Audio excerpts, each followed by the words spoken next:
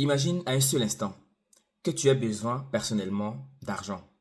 Tu vas aller voir la banque pour lui demander un prêt. La banque va te demander tes garanties, par exemple. Si tu as un projet immobilier, tu vas aller construire une maison, tu auras besoin peut-être de 50 milliards. La banque va te demander d'avoir un actif à 50 milliards. Dès que tu lui présentes l'actif à 50 milliards, la banque va te donner l'argent.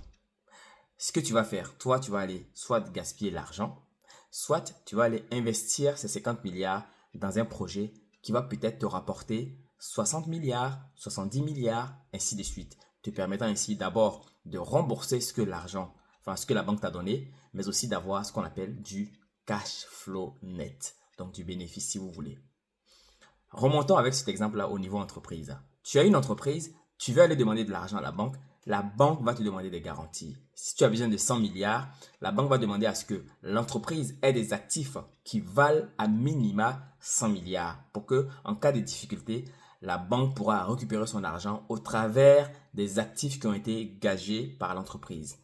La banque va ainsi donner les 100 milliards à l'entreprise qui va mener une activité avec ces 100 milliards. Cette activité-là va soit lui rapporter 200 milliards ou bien va lui rapporter moins de 100 milliards. En ce moment-là, l'entreprise va être en défaut de paiement, permettant ainsi à la banque de pouvoir saisir les actifs à 100 milliards que l'entreprise avait proposé à la banque en cas de défaut de paiement. Remontez un petit peu au niveau étatique.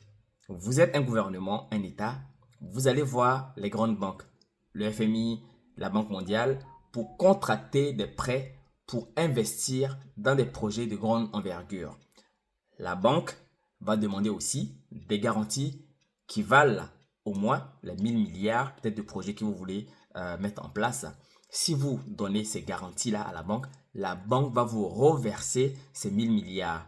Vous allez soit mettre ces 1000 milliards dans votre poche en tant qu'État, ou bien vous allez tout simplement investir ces 1000 milliards dans des projets de grande envergure. Ça peut être des barrages, ça peut être des routes, ça peut être des autoroutes, ça peut être de grands axes, ça peut être des projets de construction d'immobilier, ça peut être des projets de construction de ports, ça peut être tout type de projets de grande envergure tels que les usines également, etc.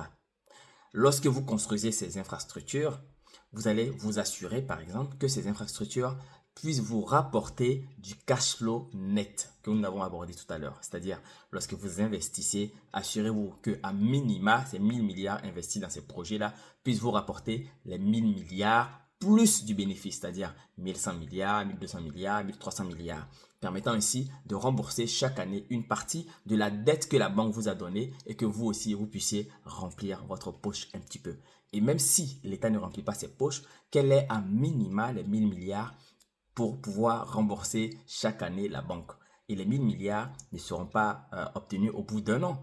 Ça va être sur plusieurs années. Donc, ça s'appelle de l'amortissement sur plusieurs années. Donc, de l'échelonnement de la dette, de l'enrichissement de la dette. Vous savez, après tout ce que je viens de dire, ce qui est important de retenir, c'est le type de dette que vous allez contracter.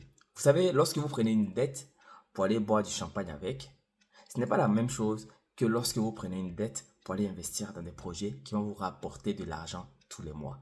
J'ai voulu faire cette vidéo terre à terre pour qu'on puisse comprendre ce qu'est la soutenabilité de la dette. La soutenabilité de la dette, c'est la capacité pour un individu, une entreprise, un État de pouvoir soutenir, rembourser, faire face à la dette qu'elle a contractée auprès d'une institution financière.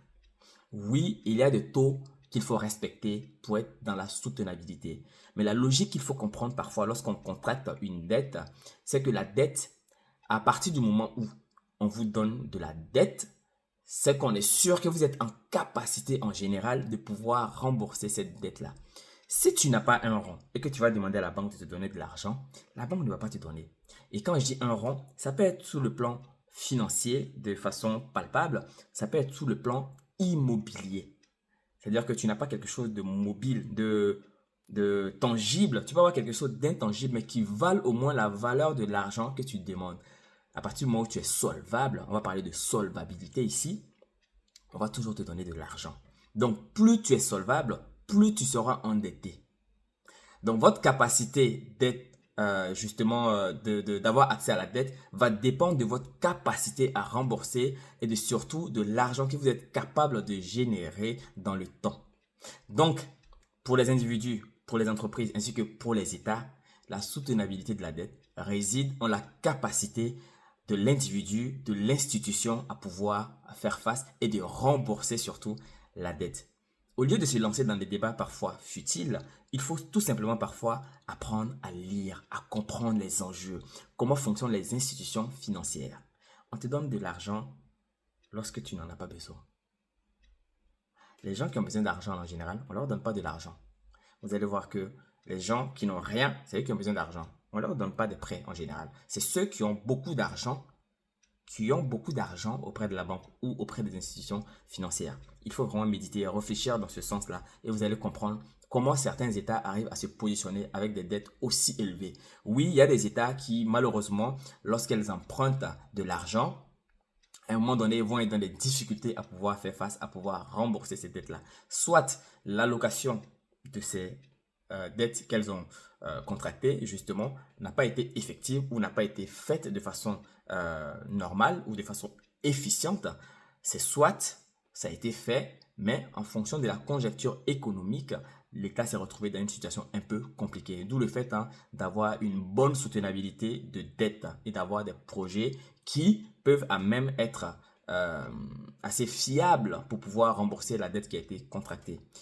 C'est important de faire cette vidéo-là pour éclairer un petit peu les lanternes, pour éviter les débats stériles. Alors, si vous êtes prêt à la discussion, je vous exhorte à mettre votre commentaire afin qu'on puisse en débattre dans le respect, dans la joie et dans la bonne humeur. D'ici là, prenez soin de vous et de vos proches. Pour vous, qu'est-ce qu'on appelle la soutenabilité d'une dette?